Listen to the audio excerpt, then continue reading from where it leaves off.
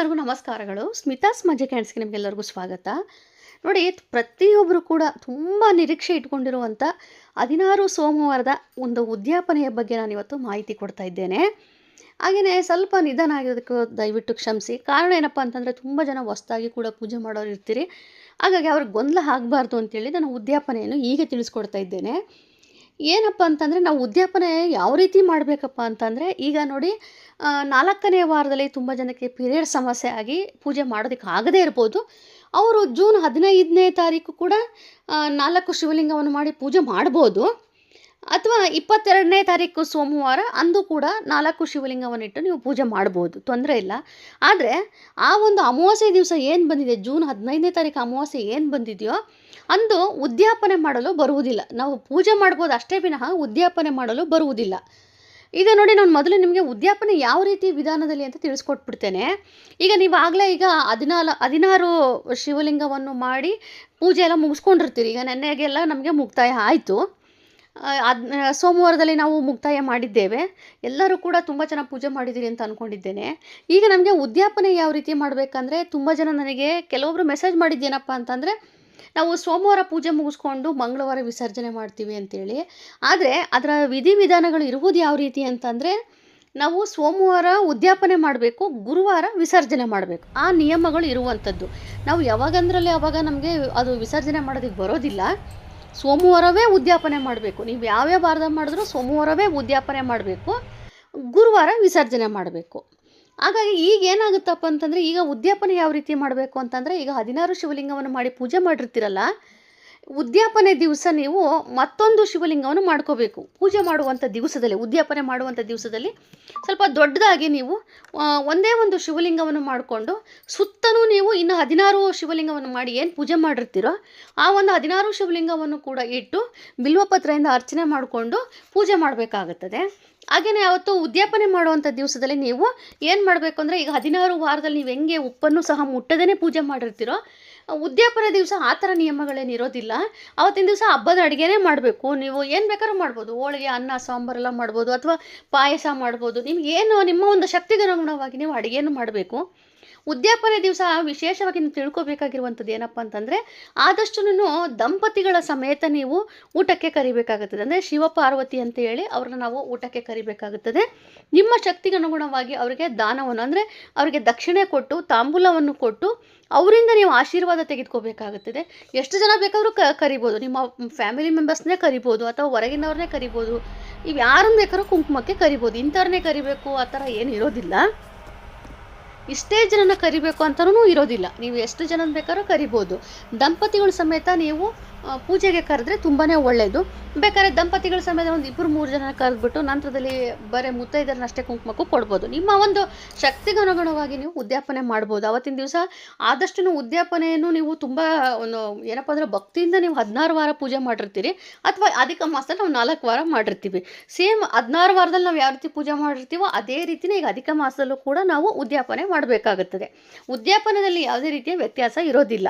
ಅಧಿಕ ಮಾಸ ಬೇರೆ, 16 ಸೋಮವಾರ ಮಾಡಿರೋ ಪೂಜೆ ಬೇರೆ, ಆ ಥರ ವ್ಯತ್ಯಾಸ ಇರೋದಿಲ್ಲ. ಉದ್ಯಾಪನೆ ಒಂದೇ ರೀತಿಯೇ ಇರ್ತದೆ.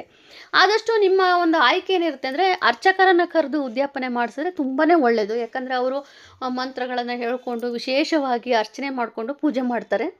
ಒಂದು ಪಕ್ಷ ನಿಮಗೆ ಅರ್ಚಕರನ್ನು ಕರೆದು ಮಾಡಿಸೋದಕ್ಕೆ ಆಗದೆ ಹೋದ್ರೂ ಪರವಾಗಿಲ್ಲ, ಮನೇಲೆ ನೀವೇನೇನೆ ದಂಪತಿಗಳ ಸಮೇತ ಕೂತ್ಕೊಂಡು ಪೂಜೆ ಮಾಡಿಕೊಂಡು ಅರ್ಚನೆ ಮಾಡಿಕೊಂಡು, ಹಾಗೆ ನಿಮ್ಮ ಮನೇಲಿ ನಾರ್ಮಲಾಗಿ ನೀವು ಬೆಳ್ಳಿ ವಿಗ್ರಹ ಅಥವಾ ಪಂಚಲೋಹದ ವಿಗ್ರಹ ನಿಮ್ಮ ಮನೇಲಿ ಇತ್ತಂದರೆ ಅದಕ್ಕೆಲ್ಲ ಅಭಿಷೇಕ ಮಾಡಿ, ನಂತರದಲ್ಲಿ ಉತ್ತದ ಮಣ್ಣಿಂದ ಮಾಡಿರೋ ಶಂಭುಲಿಂಗಕ್ಕೆ ನಾವು ಒಂದು ಮಧ್ಯದಲ್ಲಿ ಇಡಬೇಕು. ಒಂದು ಶಂಭುಲಿಂಗ ಸುತ್ತಲೂ 16, ಅಲ್ಲಿಗೆ 17 ಶಂಭುಲಿಂಗ ಆಗಿರುತ್ತದೆ. ಇನ್ನೊಂದು ಮಾಹಿತಿ ಹೇಳಬೇಕು, ಕೆಲವೊಂದು ಕಡೆ ಈ ಪದ್ಧತಿ ಇರೋದು 17 ಶಿವಲಿಂಗ ಮಾಡ್ತಾರೆ. ಮತ್ತೊಂದು ಕಡೆ ಪದ್ಧತಿ ಏನಪ್ಪ ಅಂದರೆ, ಈಗ ಸ್ವಲ್ಪ ಜನ 16 ಅಷ್ಟೇ ಮಾಡ್ತಾರೆ, 17 ಮಾಡೋದೇ ಇಲ್ಲ. 16 ಅವ್ರು ಏನು 16 ವಾರ ಮಾಡಿರ್ತಾರೋ ಅಷ್ಟನ್ನೇ ಇಟ್ಟು ಉದ್ಯಾಪನೆ ಮಾಡ್ತಾರೆ. ಹಾಗಾಗಿ ಆಯ್ಕೆ ನಿಮ್ಮದೇ ಆಗಿರುತ್ತದೆ. ಪುಸ್ತಕದಲ್ಲಿ ಯಾವ ರೀತಿ ಕೊಟ್ಟಿರ್ತಾರೋ ನೀವು ಅದೇ ರೀತಿಯೇ ಮಾಡಿದ್ರೆ ಒಳ್ಳೆಯದು. ಈಗ ನೀವು ಶಿವಲಿಂಗವನ್ನು ಮಾಡಿಕೊಂಡು ಬಿಲ್ವಪತ್ರೆಯಿಂದ ಅರ್ಚನೆ ಮಾಡಿ ಆ ಒಂದು ಅಡುಗೆನೆಲ್ಲ ಮಾಡಿಕೊಂಡು ಎಲ್ಲನೂ ಪೂಜೆ ಎಲ್ಲ ಮಾಡ್ಕೊಳ್ಳೋಷ್ಟೊತ್ತಿಗೆ ನಿಮಗೆ ಮಧ್ಯಾಹ್ನನೇ ಆಗಿರುತ್ತೆ. ಇನ್ನೊಂದು ಮಾಹಿತಿ ಏನಪ್ಪ ಅಂತಂದರೆ, ನೀವು ದಂಪತಿಗಳನ್ನ ಯಾರು ಊಟಕ್ಕೆ ಕರೆದಿರ್ತೀರೋ ಅವರು ಬಂದು ಹೋದ ಅಂದರೆ ಅವರಿಗೆ ಎಲ್ಲ ದಕ್ಷಿಣೆ ಕೊಟ್ಟು, ತಾಂಬೂಲ ಕೊಟ್ಟು, ಎಲ್ಲ ಕೊಟ್ಟು ಅವರಿಂದ ಆಶೀರ್ವಾದ ತೆಗೆದುಕೊಂಡು ನಂತರದಲ್ಲಿ, ಅಂದರೆ ಮನೇಲಿ ಯಾರ್ಯಾರು ನೀವು ಕರೆದಿರ್ತೀರೋ ಎಲ್ಲರೂ ಊಟ ಆದ ನಂತರದಲ್ಲೇ ನೀವು ಉಪವಾಸವನ್ನು ಬಿಡಬೇಕಾಗುತ್ತದೆ. ಮತ್ತೊಂದು ವಿಚಾರ ಪ್ರಸಾದದ ಬಗ್ಗೆ ನಾನು ಹೇಳಲೇಬೇಕು. ನೀವು ಹೆಂಗೆ ಈಗ 14 ಅಂದರೆ ಈಗ 16 ಹುತ್ತದ ಮಣ್ಣಿನ ಶಿವಲಿಂಗವನ್ನು ಮಾಡಬೇಕಾದ್ರೆ ಗೋಧಿಯಿಂದ ನೀವು ಒಂದು ಪ್ರಸಾದ ಮಾಡಿರ್ತೀರಿ, 3 ಉಂಡೆಗಳನ್ನ ಮಾಡ್ಕೊಂಡಿರ್ತೀರಿ. ಒಂದು ಗೋವಿಗೆ ಅಂತೇಳಿ, ಮತ್ತೊಂದು ಪೂಜೆ ಮಾಡಿರುವಂಥವ್ರಿಗೆ, ಮತ್ತೊಂದು ಕುಟುಂಬ ಸಮೇತ ತೆಗೆದುಕೊಳ್ಳೋಕ್ಕೆ ಅಂತೇಳಿ. ಈ ಉದ್ಯಾಪನದಲ್ಲೂ ಸಹ ನೀವು ಅದೇ ರೀತಿಯೇ ಮಾಡಬೇಕು.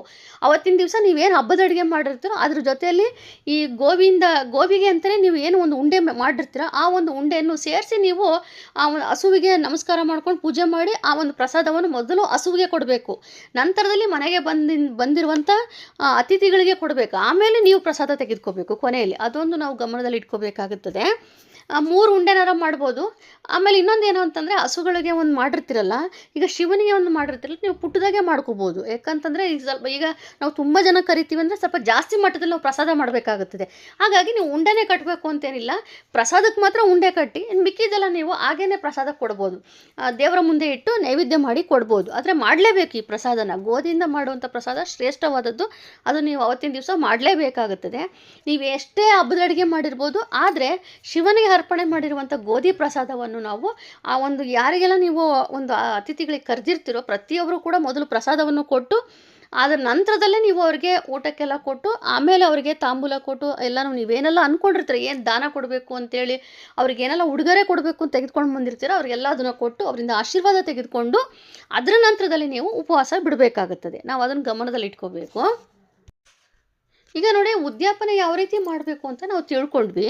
ಆದರೆ ಈಗ ಉದ್ಯಾಪನೆ ಯಾವ ದಿನದಲ್ಲಿ ಮಾಡಿದ್ರು ಅದು ಶ್ರೇಷ್ಠ ಅಂತ ಅನ್ನೋದಾದರೆ, ಈಗ ಜೂನ್ 15ನೇ ತಾರೀಕು ಅಮಾವಾಸ್ಯೆ ಬಂದಿದೆ. ಸೊ ಅಂದು ನಮಗೆ ಉದ್ಯಾಪನೆ ಮಾಡಲು ಬರುವುದಿಲ್ಲ. ಯಾಕೆ ಬರೋದಿಲ್ಲ ಅಂದರೆ, ಅಮಾವಾಸ್ಯೆ ನಮಗೆ ಪಿತೃಗಳಿಗೆ ಅಂತಲೇ ನಾವು ಆ ಒಂದು ದಿವಸವನ್ನು ವಿಶೇಷವಾಗಿ ಇಟ್ಟಿರ್ತೇವೆ. ಅಂದರೆ ಅವತ್ತಿನ ದಿವಸ ಅಮಾವಾಸ್ಯೆ ಪೂಜೆ ಮಾಡಿ ಬಾಗಿಲಿಗೆಲ್ಲ ನಿಂಬೆಹಣ್ಣೆಲ್ಲ ಕೊಯ್ದುಬಿಟ್ಟು ದೃಷ್ಟಿ ತೆಗೆದು ಎಲ್ಲ ಹಾಕಿ, ನಂತರಲ್ಲೇ ಪಿತೃಗಳಿಗೆ ಅಂತಲೇ ನಾವು ವಿಶೇಷವಾಗಿ ಮೊಸರನ್ನವನ್ನು ತೆಗೆದುಕೊಂಡೋಗಿ ಒಂದು ನೈವೇದ್ಯ ಅಂದರೆ ಅವರುಗಳಿಗೆ ನಾವು ಅಂತಲೇ ಸಪ್ರೇಟಾಗಿ ತೆಗೆದುಕೊಂಡೋಗಿ ಕಾಗೆಗಳಿಗೆ ಕೊಡ್ತಾ ಇರ್ತೇವೆ. ಆಮೇಲೆ ತುಂಬ ಜನ ಏನು ಮಾಡ್ತಾರೆ, ಪಿತೃಗಳಿಗೆ ತರ್ಪಣ ಬಿಡ್ತಾ ಇರ್ತಾರೆ ಒಂದಿನ ದಿವಸ. ಹಾಗಾಗಿ ಅವತ್ತಿನ ದಿವಸ ನೀವು ಯಾವುದೇ ಕಾರಣಕ್ಕೂ ಉದ್ಯಾಪನೆ ಮಾಡೋದಕ್ಕೆ ಬರೋದಿಲ್ಲ. ಗುರುವಾರ ಏನೋ ಸಿಗುತ್ತೆ ವಿಸರ್ಜನೆ ಮಾಡೋದಕ್ಕೆ, ಆದರೆ ಜೂನ್ 15 ಅಮಾವಾಸ್ಯೆ ಇರೋದ್ರಿಂದ ನಿಮಗೆ ಅವತ್ತು ಉದ್ಯಾಪನೆ ಮಾಡಲು ಬರುವುದಿಲ್ಲ. ಈಗ ನಂತರದಲ್ಲಿ ಬರುವಂಥ ಸೋಮವಾರ ನೋಡಿ, 22ನೇ ತಾರೀಕು ಸೋಮವಾರ ನಾವು ಇದು ಉದ್ಯಾಪನೆ ಮಾಡ್ಬೋದು, ತುಂಬಾ ಒಳ್ಳೆಯದು. ಆದರೆ ಅಲ್ಲಿ ನಮಗೆ ಏನು ಸಮಸ್ಯೆ ಆಗಿದೆ ಅಂತಂದರೆ, 22ನೇ ತಾರೀಕು ಸೋಮವಾರ ನಾವು ಉದ್ಯಾಪನೆ ಮಾಡ್ಬೋದು, ತುಂಬಾ ಒಳ್ಳೆಯ ದಿವಸ ಅವತ್ತು. ಆದರೆ ಸಮಸ್ಯೆ ಏನಪ್ಪ ಅಂತಂದರೆ, ಗುರುವಾರ ಏಕಾದಶಿ ಬಂದಿದೆ. ಯಾವತ್ತಿಗೂ ಕೂಡ ಏಕಾದಶಿ, ಪ್ರದೋಷ, ಸೋಮವಾರ ಇವೆಲ್ಲ ದಿವಸಗಳಲ್ಲಿ ನಮಗೆ ಶಿವನ ಪೂಜೆನ ನಾವು ಹೆಚ್ಚಾಗಿ ಮಾಡೋದ್ರಿಂದ ನಾವು ಅವತ್ತಿನ ದಿವಸ ನಾವು ವಿಸರ್ಜನೆ ಮಾಡಲು ಬರುವುದಿಲ್ಲ. ಗುರುವಾರ ಏಕಾದಶಿ ಬಂದುಬಿಟ್ಟಿದೆ. 25ನೇ ತಾರೀಕು ಗುರುವಾರ ಏಕಾದಶಿ ದಿವಸ ನಮಗೆ ವಿಸರ್ಜನೆ ಮಾಡಲು ಬರುವುದಿಲ್ಲ. ಹಾಗಾದರೆ ಈಗ ನಾವು ಎಂದು ವಿಸರ್ಜನೆ ಮಾಡಬೇಕಪ್ಪ ಅನ್ನೋದಾದರೆ, ಈಗ ನಂತರದಲ್ಲಿ ಬರುವ ಸೋಮವಾರ 29ನೇ ತಾರೀಕು ಸೋಮವಾರ ಅವತ್ತು ಹುಣ್ಣಿಮೆ ಇದೆ.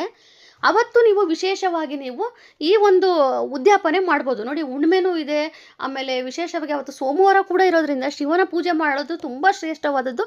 ಸೊ ಅಂದು ನೀವು ಉದ್ಯಾಪನೆ ಮಾಡಿದರೆ ತುಂಬಾ ಒಳ್ಳೆಯದು. ಹಾಗೆ ನಂತರದಲ್ಲಿ ಬರುವ ಗುರುವಾರ ಜುಲೈ 2ನೇ ತಾರೀಕು ಗುರುವಾರ ವಿಸರ್ಜನೆ ಮಾಡ್ಬೋದು. ನೋಡಿ, ಇದು ತುಂಬಾ ಒಳ್ಳೆಯ ಸಮಯ. 29ನೇ ತಾರೀಕು ಸೋಮವಾರ ಹುಣ್ಣಿಮೆ ದಿವಸ ಉದ್ಯಾಪನೆ, ಗುರುವಾರ ಜುಲೈ 2ನೇ ತಾರೀಕು ವಿಸರ್ಜನೆ ಮಾಡ್ಬೋದು. ನಾನು ನಿಮಗೆ ಮತ್ತೊಂದು ವಿಚಾರ ಹೇಳಬೇಕು, ಉದ್ಯಾಪನೆ ಮಾಡಿದ ತಕ್ಷಣವೇ ನಾವು ವಿಸರ್ಜನೆ ಮಾಡಬೇಕು ಆ ಥರ ಏನಿಲ್ಲ. ನಾವು ಎಷ್ಟೋ ಇಷ್ಟಪಟ್ಟು ಭಕ್ತಿಯಿಂದ ನಾವು 16 ವಾರ ಪೂಜೆ ಮಾಡಿರ್ತೀವಿ, ತಕ್ಷಣ ವಿಸರ್ಜನೆ ಮಾಡಬೇಕು ಆ ಥರ ಏನಿಲ್ಲ. ಉದ್ಯಾಪನೆ ಒಂದು ಮುಗಿಸ್ಕೊಂಡು ಬಿಡಿ, ನಿಧಾನಕ್ಕೆ ನಿಮಗೆ ಯಾವಾಗ ಸಮಯ ಆಗುತ್ತೋ, ಒಳ್ಳೆಯ ದಿವಸ ಒಳ್ಳೆಯ ಗುರುವಾರ ಬರುತ್ತೋ ಅಂದಿನ ದಿವಸ ನೀವು ಉದ್ಯಾಪನೆ ವಿಸರ್ಜನೆ ಮಾಡಿ. ಆದರೆ ಅದನ್ನು ನೀವು ದೇವರ ಮನೆಯಲ್ಲೇ ಇಡಬೇಕು, ಮತ್ತು ಬೇರೆ ಎಲ್ಲನೂ ಇಡೋದಕ್ಕೆ ಮಾಡಬೇಡಿ ಆದಷ್ಟೂ. ಆದರೆ ನನ್ನ ಒಂದು ವೈಯಕ್ತಿಕ ಸಲಹೆ ಏನಂತ ಅಂದರೆ, ಸ್ವಲ್ಪ ತುಂಬ ದಿವಸ ಟೈಮ್ ತಗೊಳಕ್ಕೆ ಹೋಗಬೇಡಿ. ಯಾಕಂದರೆ ಯಾವ ಸಮಯದಲ್ಲಿ ನಿಮಗೆ ಸೂತಕ ಬರುತ್ತೋ ಅಂತ ಹೇಳೋದಕ್ಕಾಗೋದಿಲ್ಲ. ಹಾಗಾಗಿ ಒಂದು ಸೋಮವಾರದಲ್ಲಿ, ಈಗ ಜುಲೈ 15ನೇ ತಾರೀಕು ಮಾತ್ರ ಯಾವುದೇ ಕಾರಣಕ್ಕೂ ಬೇಡ ಅಮಾವಾಸ್ಯೆ. ನಂತರದಲ್ಲಿ ಬರುವ ಯಾವುದೇ ಒಂದು ಸೋಮವಾರ ನೀವು ಉದ್ಯಾಪನೆ ಮುಗಿಸ್ಕೊಂಡ್ಬಿಡಿ. ಗುರುವಾರ ಜುಲೈ 2ನೇ ತಾರೀಕು ಏನು ಬರುತ್ತೋ ಅಂದು ವಿಸರ್ಜನೆ ಮಾಡಿಬಿಡಿ, ತುಂಬಾ ಒಳ್ಳೆಯದು. ಒಂದು ಪಕ್ಷ ನೀವು ಊರಿಗೆ ಹೋಗಬೇಕು ಅಂತನೋ, ಅಥವಾ ಇನ್ನೇನೋ ಒಂದು ಕಾರಣಗಳಿಂದ ನಾವು ಉದ್ಯಾಪನೆ ಮಾಡಿ ಊರಿಗೆ ಹೋಗ್ತೇವೆ, ನಾವು ನಂತರದಲ್ಲಿ ಯಾವತ್ತೋ ಒಂದು ದಿವಸ ಮಾಡ್ತೇವೆ ಅಂದರೆ ಪರವಾಗಿಲ್ಲ, ದೇವರ ಮನೆಯಲ್ಲೇ ಇರಲಿ. ಅದು ನಾವು 16 ಶಿವಲಿಂಗ ಏನು ಮಾಡಿರ್ತೀವಿ ಪೂಜೆ ಮಾಡಿ, ಅದು ದೇವರ ಮನೆಯಲ್ಲೇ ಇಟ್ಟಿರಿ. ನಂತರದಲ್ಲಿ ನಿಮ್ಮ ಒಂದು ಸಮಯವನ್ನು ನೋಡಿಕೊಂಡು ನೀವು ವಿಸರ್ಜನೆ ಮಾಡಿ, ತುಂಬಾ ಒಳ್ಳೆಯದು. ಹೀಗೆ ಮಾಡಬೇಕು ಆ ಥರ ಏನಿರೋದಿಲ್ಲ. ಅಂದರೆ ನಾವು ತಿಳ್ಕೊಬೇಕಾಗಿರುವಂಥ ನಿಯಮ ಏನಪ್ಪ ಅಂತಂದರೆ, ಸೋಮವಾರ ಉದ್ಯಾಪನೆ, ಗುರುವಾರ ವಿಸರ್ಜನೆ, ಅದನ್ನು ನಾವು ಗಮನದಲ್ಲಿ ಇಟ್ಕೋಬೇಕಾಗುತ್ತದೆ. ಇನ್ನು ಸೋಮವಾರ ಉದ್ಯಾಪನೆ ಆದ ನಂತರದಲ್ಲಿ ಅಂದರೆ ಎಲ್ಲರೂ ಬಂದು ನೀವು ಅವ್ರಿಗೆಲ್ಲನೂ ಪ್ರಸಾದವೆಲ್ಲ ಕೊಟ್ಟು ಎಲ್ಲ ಆದ ನಂತರದಲ್ಲಿ ನೀವು ಪ್ರಸಾದವನ್ನು ಸೇವಿಸಿ ಆಮೇಲೆ ನೀವು ಉಪವಾಸವನ್ನು ಬಿಡ್ಬೋದು. ಅವತ್ತು ಸಂಪೂರ್ಣವಾಗಿ ಉಪವಾಸ ಇರಬೇಕು ಅಂತೇನಿಲ್ಲ, ಉಪವಾಸವನ್ನು ಬಿಡ್ಬೋದು. ಯಾಕಂದರೆ ಅದು ಉದ್ಯಾಪನೆ ಆಗಿರ್ತದೆ ಅಷ್ಟೇ. ಆದರೆ ನಾವು 16 ವಾರ ಅಥವಾ ಈಗೇನು ಅಧಿಕ ಮಾಸ 4 ವಾರಗಳು ಪೂಜೆ ಮಾಡಿರ್ತೀವೋ ನಮಗೆ ಅದು ಮಾತ್ರ ತುಂಬ ಶ್ರೇಷ್ಠವಾದದ್ದು. ಉಪ್ಪನ್ನು ಸಹ ಮುಟ್ಟದೆ ಪೂಜೆ ಮಾಡಿರ್ತೀವಿ. ಆದರೆ ಉದ್ಯಾಪನದಲ್ಲಿ ಆ ಥರ ಏನು ಬೇಡ. ಎಲ್ಲರೂ ಬಂದು ಹೋದ ನಂತರದಲ್ಲಿ ಮಧ್ಯಾಹ್ನದಲ್ಲಿ ನೀವು ಊಟವನ್ನು ಮಾಡ್ಬೋದು. ಇನ್ನು ನೋಡಿ ವಿಸರ್ಜನೆ ಯಾವ ರೀತಿ ಮಾಡಬೇಕಪ್ಪ ಅಂತಂದರೆ, ನೀವು ಗುರುವಾರ ವಿಸರ್ಜನೆ ಮಾಡಬೇಕಲ್ವ, ಅವತ್ತು ಬೆಳಗ್ಗೆ ನೀವು ಯಥಾ ಪ್ರಕಾರ ದೇವರ ಮನೆಯಲ್ಲಿ ಒಂದು ಅಡಿಕೆ ಪ್ಲೇಟನ್ನು ತೆಗೆದುಕೊಳ್ಳಿ. ಅಡಿಕೆ ಪ್ಲೇಟ್ ಮೇಲೆ ನೀವು ಆ 17 ಶಿವಲಿಂಗವನ್ನು ನೀವು ಆ ಒಂದು ಅಡಿಕೆ ಪ್ಲೇಟಿನಲ್ಲಿ ಇಟ್ಟು 16 ಶಿವಲಿಂಗ ಪ್ಲಸ್ 1 ಶಿವಲಿಂಗವನ್ನು ಉದ್ಯಾಪನೆಯಲ್ಲಿ ಮಾಡಿರ್ತೇವೆ. ಹಾಗಾಗಿ 17 ಶಿವಲಿಂಗವನ್ನು ನಾವು ಆ ಒಂದು ಅಡಿಕೆ ಪ್ಲೇಟ್ ಮೇಲೆ ಇಟ್ಟು ಈ ಬಿಲ್ವಪತ್ರೆಯಿಂದ ಅರ್ಚನೆ ಮಾಡಿಕೊಂಡು ಒಂದು ಮೊಸರನ್ನವನ್ನು ನೈವೇದ್ಯ ಮಾಡಬೇಕಾಗುತ್ತದೆ. ದೇವರಿಗೆ ಅಂತೇಳಿ ಒಂದು ಮೊಸರನ್ನ ನೈವೇದ್ಯ ಮಾಡಿ ನಂತರದಲ್ಲಿ ನೀವು ಅದನ್ನು ಒಂದು ಬಾಕ್ಸಿನ ದೂರ ಇದ್ದರೆ ಬಾಕ್ಸ್ನಲ್ಲಿ ಹಾಕ್ಕೊಂಡು ಹೋಗ್ಬೋದು. ಅದನ್ನು ಬಾಕ್ಸ್ನ ಒಂದು ನಾವೇನು ರೆಡಿ ಮಾಡ್ಕೊಂಡಿರ್ತೀವೋ 16 ಶಿವಲಿಂಗವನ್ನು ಬಾಕ್ಸಲ್ಲಿ ಹಾಕ್ಕೊಂಡು ಒಂದು ಅಡಿಕೆ ತಟ್ಟೆ ಜೊತೆಯಲ್ಲಿ ಹಣ್ಣು, ಆಮೇಲೆ ಕಾಯಿ, ಹೂವು, ಬಿಲ್ವಪತ್ರೆ ಎಲ್ಲವನ್ನೂ ಸಿದ್ಧತೆ ಮಾಡ್ಕೊಳ್ಳಿ. ಒಂದು ಬಾಕ್ಸ್ನ ಮೊಸರನ್ನವನ್ನು ಸಹ ಹಾಕ್ಕೊಳ್ಳಿ. ಒಂದು ನದಿ ದಡದಲ್ಲಿ ಹೋಗಿ ನೀವು ಆ ನದಿ ದಡವನ್ನು ಶುದ್ಧಿ ಮಾಡಿಕೊಂಡು ಆ ಅಡಿಕೆ ತಟ್ಟೆನಲ್ಲಿಟ್ಟು ಅದರೊಳಗೆ ನಾವು 16 ಶಿವಲಿಂಗ ಅಥವಾ 17 ಶಿವಲಿಂಗವನ್ನು ನಾವು ಏನು ಮಾಡಿರ್ತೀವೋ ಅಷ್ಟನ್ನು ಒಂದು ಅದ್ರ ಅಡಿಕೆ ಪ್ಲೇಟ್ನಲ್ಲಿಟ್ಟು ಅದಕ್ಕೆ ವಿಭೂತಿಯಿಂದ ನಮಸ್ಕಾರ ಪೂಜೆಗಳನ್ನ ಮಾಡಿಕೊಂಡು ಬಿಲ್ವಪತ್ರೆಯಿಂದ ಪೂಜೆ ಮಾಡಿಕೊಂಡು ಹೂವಿಂದ ಅಲಂಕಾರ ಮಾಡಿ ನಂತರದಲ್ಲಿ ಊದುಬತ್ತಿ ಬೆಳಗೋದು ಮಾಮೂಲಿ ನಿಮಗೆ ಗೊತ್ತಿರುವಂಥದ್ದೆಲ್ಲ, ಕಾಯಿ ಹೊಡೆದು ಮಂಗಳಾರತಿಯನ್ನು ಮಾಡಿ ನಂತರದಲ್ಲಿ ನಿಮ್ಮ ಒಂದು ಸಂಕಲ್ಪ ಮತ್ತೊಮ್ಮೆ ಕೇಳಿಕೊಂಡು ನೀವು ಯಾವ ಕಾರಣಕ್ಕೆ ನೀವು ಪೂಜೆ ಮಾಡಿರ್ತೀರಿ ಅಂತ ಕೇಳಿಕೊಂಡು ಓಂ ನಮಃ ಶಿವಾಯ ಅಂತ ಕೇಳ್ಕೊಳ್ತಾ ನಿಧಾನವಾಗಿ ನೀರಲ್ಲಿ ಹರಿದು ಬಿಟ್ಬಿಡಿ. ಅದನ್ನು ಒಂದೊಂದನೇ ತೆಗೆದು ಹಾಕೋದಕ್ಕೆ ಹೋಗಬೇಡಿ. ತಟ್ಟೆ ಸಮೇತ ನೀವು ನಿಧಾನಕ್ಕೆ ಹರಿದ್ಬಿಡಿ. ಹರಿಯೋ ನೀರಿಗೆ ಬಿಟ್ಟಾಗ ಅದು ಮುಳುಗೋದಿಲ್ಲ, ನಿಧಾನಕ್ಕೆ ಅದು ಹೋಗ್ತಾ ಇರುತ್ತೆ. ತುಂಬ ಚೆನ್ನಾಗಿರುತ್ತೆ, ನೀವೇ ನೋಡಿ ಬೇಕಾದರೆ ಆ ರೀತಿಯಾಗಿ ಮಾಡಬೇಕಾಗುತ್ತದೆ. ಆಮೇಲೆ ನನಗೆ ತುಂಬ ಜನ ಕೇಳ್ತಾಯಿದ್ರು, ನಮ್ಮೂರಲ್ಲಿ ನೀರಿಲ್ಲ, ಹರಿಯೋ ನೀರಿಲ್ಲ, ಸೊ ನಾವಾಗೆ ತುಳಸಿ ಕಟ್ಟೆ ಹತ್ರ ಅಥವಾ ಎಲ್ಲರೂ ವಿಸರ್ಜನೆ ಮಾಡ್ಬೋದು ಅಂತೇಳಿ. ದಯವಿಟ್ಟು ತಪ್ಪು ಮಾಡೋದಕ್ಕೆ ಹೋಗಬೇಡಿ. ಊರು ಆಯಿತು, ನೀವಿರೋಂಥ ಊರಲ್ಲಿ ಇಲ್ಲದೇ ಇರ್ಬೋದು, ಆದರೆ ಬೇರೆ ಊರಿನಲ್ಲಂತೂ ಇರುತ್ತೆ ಅಲ್ವಾ. ಒಂದು ತಪ್ಪಾಗಿ ಅದು ಒಂದು ಉದ್ಯಾಪನೆ ಅಷ್ಟು ಕಷ್ಟಪಟ್ಟು ಪೂಜೆ ಮಾಡಿರ್ತೀರಿ, ಒಂದು ದಿವಸ ಕಷ್ಟಪಟ್ಟರು ಪರವಾಗಿಲ್ಲ, ಎಲ್ಲ ಸಿದ್ಧತೆ ಮಾಡಿಕೊಂಡು ಹೋಗಿ ಬೇರೆ ಊರಿಗೆ ಹೋದ್ರೂ ಪರವಾಗಿಲ್ಲ, ಅಲ್ಲಿ ಹೋಗಿ ಹರಿಯೋ ನೀರಿಗೆ ಹೋಗಿ ವಿಸರ್ಜನೆ ಮಾಡಿ. ಮನೆಯಲ್ಲೇ ಯಾವುದೇ ಕಾರಣಕ್ಕೂ ವಿಸರ್ಜನೆ ಮಾಡ್ಕೊಳ್ಳೋದಕ್ಕೆ ಹೋಗಬೇಡಿ. ಯಾಕಂತಂದರೆ ಮನೆಯಲ್ಲಿ ಹೆಣ್ಮಕ್ಳು ಅಂದಮೇಲೆ ಮುಟ್ಟಿನ ಸಮಸ್ಯೆ ಇದ್ದೇ ಇರುತ್ತೆ, ಯಾವಾಗಲೂ ಕೂಡ ನೀವು ನೋಡ್ಕೊಳ್ಳೋದಕ್ಕೆ ಆಗೋದಿಲ್ಲ. ಆಮೇಲೆ ಅದು ಪ್ರತೀತಿ ಇರೋದೇ ಹಾಗೆ. ನಾವು ಶಿವಲಿಂಗವನ್ನು ಏನು ಪೂಜೆ ಮಾಡಿ ಉದ್ಯಾಪನೆ ಮಾಡಿರ್ತೀವೋ ಅದನ್ನ ಹರಿಯೋ ನೀರಿಗೆ ವಿಸರ್ಜನೆ ಮಾಡಬೇಕು, ಮನೆಯಲ್ಲೆಲ್ಲ ಇಟ್ಕೊಳ್ಳೋದಕ್ಕೆ ಬರೋದಿಲ್ಲ. ಹಾಗಾಗಿ ಆ ತಪ್ಪನ್ನು ಮಾಡೋದಕ್ಕೆ ಹೋಗಬೇಡಿ. ನಿಧಾನ ಆದರೂ ಪರವಾಗಿಲ್ಲ, ನಿಮ್ಗೆ ಯಾವಾಗ ಸಮಯ ಆಗುತ್ತೋ ಆಗಲೇ ಹೋಗಿ ಒಂದು ಗುರುವಾರ ಮನೇಲಿ ಪೂಜೆ ಮಾಡಿಕೊಂಡು ಅಲ್ಲಿ ಹೋಗಿ ನೀವು ನದಿಯ ದಡದಲ್ಲಿ ಮೊಸರನ್ನ ನೈವೇದ್ಯ ಮಾಡಿ ಪೂಜೆ ಮಾಡಿ ಅಲ್ಲಿ ಹರಿಯೋ ನೀರಿಗೆ ವಿಸರ್ಜನೆ ಮಾಡಿ ಬನ್ನಿ. ಇದಿಷ್ಟು ನೀವು ಉದ್ಯಾಪನೆಯಿಂದ ಹಿಡಿದು ವಿಸರ್ಜನೆ ಮಾಡೋವರೆಗೂ ವಿಸರ್ಜನೆ ಸಮಯ ಪ್ರತಿಯೊಂದು ಕೂಡ ತುಂಬ ಸಂಕ್ಷಿಪ್ತವಾಗಿ ಮಾಹಿತಿ ಕೊಟ್ಟಿದ್ದೇನೆ. ಇಷ್ಟು ಮಾಹಿತಿ ನಿಮಗೆ ಬೇರೆ ಯಾವ ವಿಡಿಯೋದಲ್ಲೂ ಸಿಗೋದಕ್ಕೆ ಸಾಧ್ಯನೇ ಇಲ್ಲ, ಬೇರೆ ವಿಡಿಯೋಗಳಲ್ಲಿ ನೀವು ಗಮನಿಸಬೇಕಾದ್ರೆ. ಹಾಗೆ ಇವತ್ತಿನ ಒಂದು ವಿಡಿಯೋವನ್ನು ಆದಷ್ಟು ಶೇರ್ ಮಾಡಿ, ಯಾಕಂದರೆ ತುಂಬ ಜನ ಎಲ್ಲ ಭಕ್ತಿಯಿಂದ ಪೂಜೆ ಮಾಡಿರ್ತೀರಿ. ಹಾಗಾಗಿ ಈ ಒಂದು ವಿಚಾರಗಳನ್ನು ತಿಳ್ಕೊಂಡು ನೀವು ಉದ್ಯಾಪನೆ ಮಾಡೋದ್ರ ಜೊತೆಲಿ ವಿಸರ್ಜನೆ ಮಾಡಿ. ಪ್ರತಿಯೊಬ್ಬರೂ ಕೂಡ ಶಿವನ ಅನುಗ್ರಹ ಸಿಗುತ್ತೆ. ಇದರಲ್ಲಿ ಯಾವುದೇ ಕೂಡ ಗಡಿಬಿಡಿ ಮಾಡ್ಕೊಳ್ಳೋದಕ್ಕೆ ಹೋಗಬೇಡಿ, ತಪ್ಪನ್ನು ಮಾಡ್ಕೊಳ್ಳೋದಕ್ಕೆ ಹೋಗಬೇಡಿ. ಇದಿಷ್ಟು ನನ್ನ ಹಾಗೆಯೇ ಮತ್ತೊಂದು ವಿಚಾರ, ಉದ್ಯಾಪನೆ ಅಂತ ಹೇಳಿ ನೀವು ಪುಸ್ತಕವನ್ನು ಓದೋದಕ್ಕೆ ಬಿಡೋಕ್ಕೆ ಹೋಗಬೇಡಿ. ನೀವು ಯಥಾ ಪ್ರಕಾರ ಪ್ರತಿ ವಾರವೂ ಯಾವ ರೀತಿ ನೀವು ಶಿವನ ಒಂದು 16 ಸೋಮವಾರದ ಕತೆ ಪುಸ್ತಕವನ್ನು ಓದ್ಕೊಳ್ತಿದ್ರು, ಕಥೆಯೂ ಓದಬೇಕು, ಜೊತೆಯಲ್ಲಿ ಅರ್ಚನೆಯನ್ನು ಮಾಡಬೇಕು. ನಾವು ಅದನ್ನು ಗಮನದಲ್ಲಿ ಇಟ್ಕೋಬೇಕು. ಅಷ್ಟನ್ನು ಮಾಡಿ ಪ್ರಸಾದ ದೇವರಿಗೆ ನೈವೇದ್ಯ ಮಾಡಿ ಹಸುಗೂ ಕೊಟ್ಟು ಬಂದಿರುವಂಥ ಅತಿಥಿಗಳಿಗೂ ಪ್ರಸಾದವನ್ನು ಕೊಟ್ಟು ಅದು ನಂತರದಲ್ಲಿ ನೀವು ಸೇವನೆ ಮಾಡಬೇಕಾಗುತ್ತದೆ. ಇದಿಷ್ಟು ನಾವು ಗಮನದಲ್ಲಿ ಇಡಬೇಕಾಗಿರುವಂಥದ್ದು. ಹಾಗೆಯೇ ಇವತ್ತಿನ ಒಂದು ವಿಡಿಯೋ ದಯವಿಟ್ಟು ಆದಷ್ಟು ಶೇರ್ ಮಾಡಿ, ಹಾಗೆ ಲೈಕ್ ಮಾಡಿ, ಕಮೆಂಟ್ ಮಾಡಿ, ಹಾಗೆಯೇ ಸಬ್ಸ್ಕ್ರೈಬ್ ಮಾಡ್ಕೊಳ್ಳಿ. Thank you.